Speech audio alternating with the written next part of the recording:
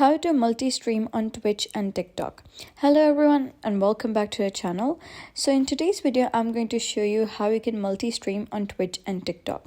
So let's get started. For this process, you'll need three key software tools. First is OBS, that is Open Broadcaster software, the OBS vertical plugin, and TikTok Live Studio. So if you don't have these installed, I've included the download links below, and once you have all the software, you're ready for the next step.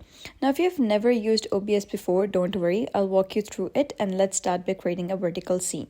Under Scenes, click the plus button and name it something like Test Stream. Now, then you can go to Sources and click the plus button, select Display Capture, and fit it to your screen the way you'd like. Next, add your webcam by clicking the plus again under Sources and choose Videos Capture Device and select your camera. In my case, I use the Sony a6000. You can resize and position your camera feed on the screen. Now, once you've set up your vertical scene in OBS, it's time to link it with TikTok Live Studio. The magic happens when you use the OBS vertical plugin.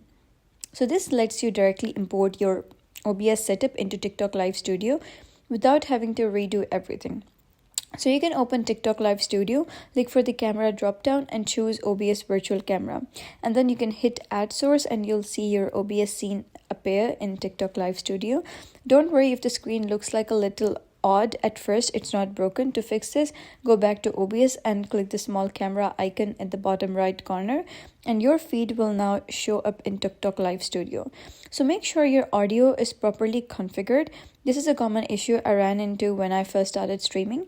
And to adjust your audio settings, you can go to the audio mixer in OBS and make sure everything is set up correctly. So once they're all sorted, just hit Start Streaming in OBS and click Go Live in TikTok Live Studio. And you're ready to stream on both platforms at the same time.